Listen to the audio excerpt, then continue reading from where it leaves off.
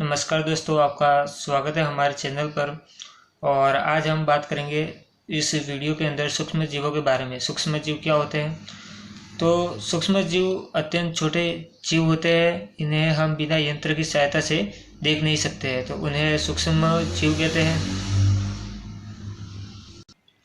इसके उदाहरण हैं जैसे कि जीवाणु, कवक, प्रोटोजोआ और शैवाल।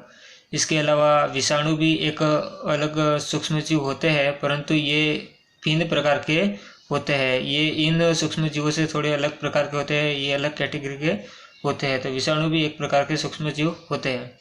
तो सूक्ष्म जीव जो होते हैं ये प्रकृति में पाए जाते हैं। हर परिस्थिति के अंदर सूक्ष्म जीव पाए जाते हैं पर्यावरण के अंदर। जो ये दलदली इलाके, पहाड़ी इलाके, मरुस्थलीय इलाके या फिर कई शीत इलाके हैं, तो वहाँ पर भी सूक्ष्म जीव पाए जाते हैं। मतलब हर प्रकार की परिस्थिति के अंदर सूक्ष्म जीव पाए जाते हैं। यहाँ तक कि मनुष्य के शरीर के अंदर, जीवित प्राणियों के अंदर भी सूक्ष्म जीव पाए जाते हैं। तो सूक्ष्म जीव जो होते हैं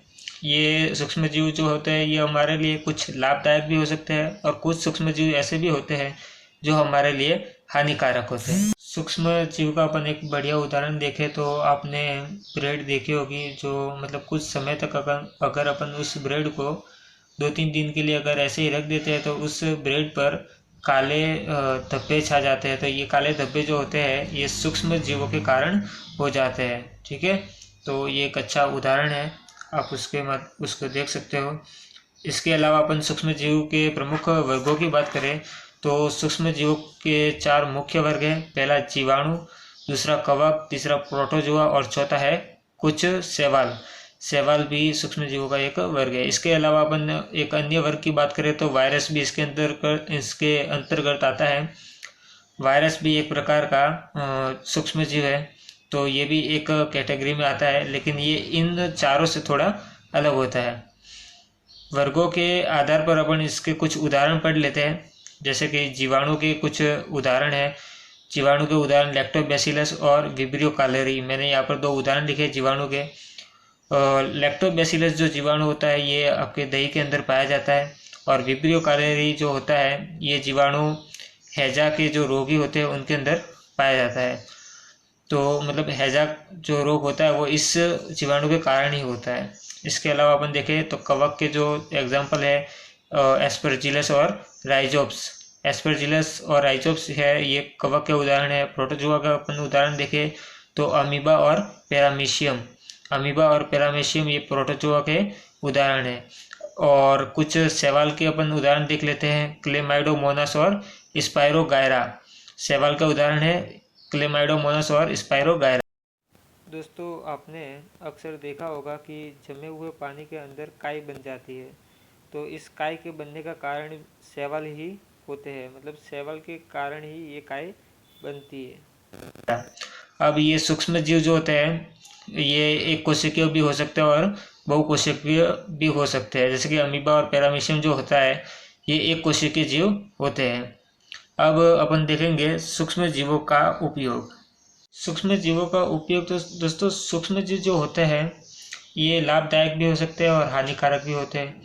हानिकारक सूक्ष्म जीव वह होंगे जो हमारे मतलब जीवों में क्या करें, रोग उत्पन्न करेंगे, तो वह सब हानिकारक सूक्ष्म जीव कहलाएंगे। और कुछ सूक्ष्म जीव ऐसे भी होते हैं जो हमारे लिए उपयोगी होते हैं, मतलब लाभदायक होते हैं। सूक्ष्म जीवों का उपयोग दही, ब्रेड एवं केक बनाने में होता है।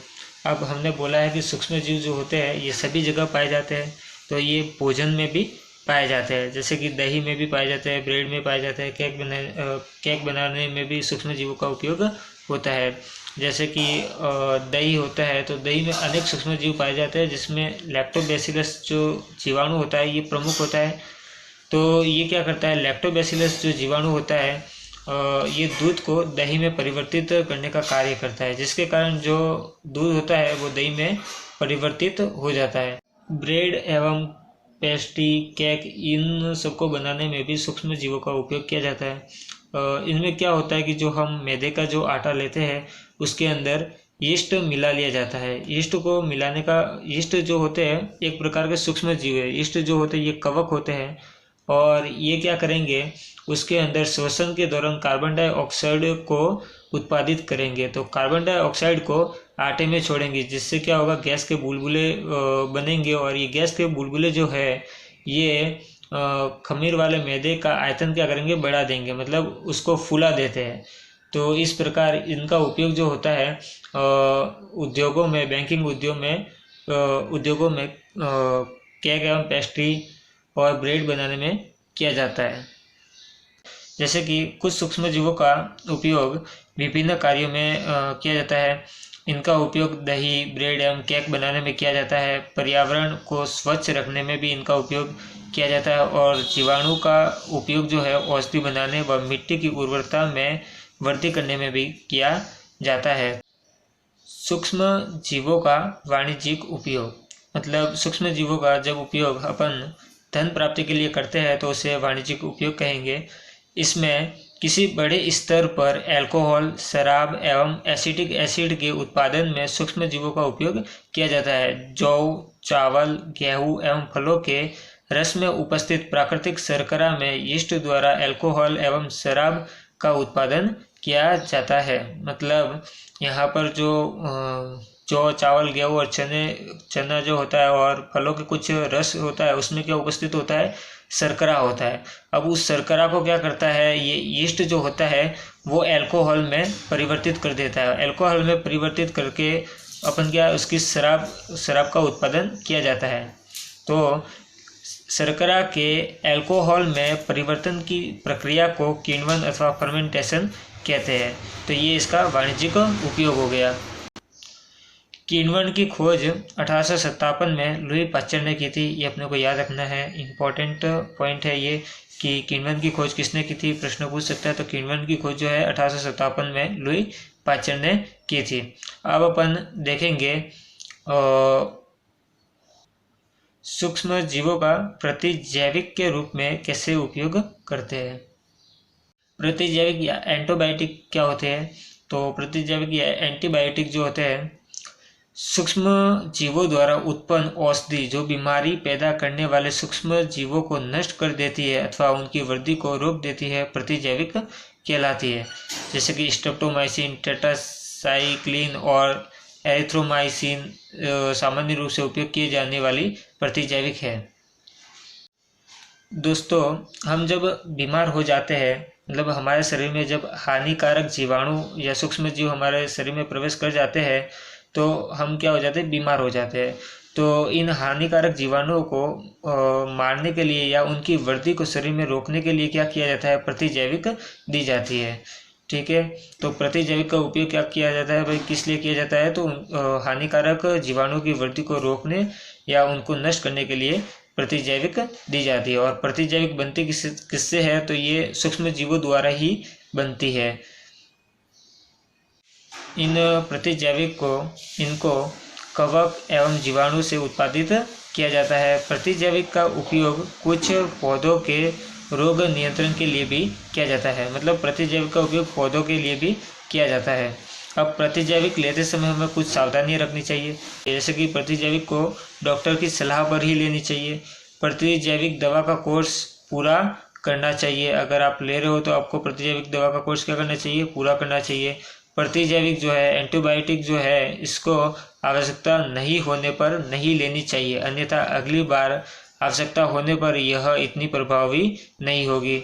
सर्दी, जुकाम एवं फ्लू में प्रतिजैविक प्रभावशाली नहीं होती है, क्योंकि सर्दी, जुकाम और फ्लू जो होते हैं ये वायरस द्वारा होते हैं और वायरस पर जो प्रतिजैविक है इतनी प्रभावशाली नहीं रहती। दोस्तों, इस वीडियो के अंदर इतना ही। नेक्स्ट वीडियो के अंदर अपन बात करेंगे वैक्सीन, टीके के बारे में। टीका क्यों लगाया जाता है, टीका क्या होता है और किस प्रकार सूक्ष्मजीव मिट्टी की उर्वरता में वृद्धि करते हैं, ये भी अपन नेक्स्ट वीडियो के अंदर बात करेंगे। और सूक्ष्मजीवों द्वारा हमारे शरीर को कौन कौन से रोग होते हैं और इसको भी अपन नेक्स्ट वीडियो के अंदर पढ़ेंगे। तो इस वीडियो में इतना ही। Thanks for watching. अगर वीडियो आपको अच्छी लगी हो तो वीडियो को लाइक कर दें और चैनल को सब्सक्राइब कर दें और नोटिफिकेशन बेल आइकन को भी दबा दें ताकि आपको नोटिफिकेशन मिलते रहे। तो मिलते हैं दोस्तों अगले वीडियो में।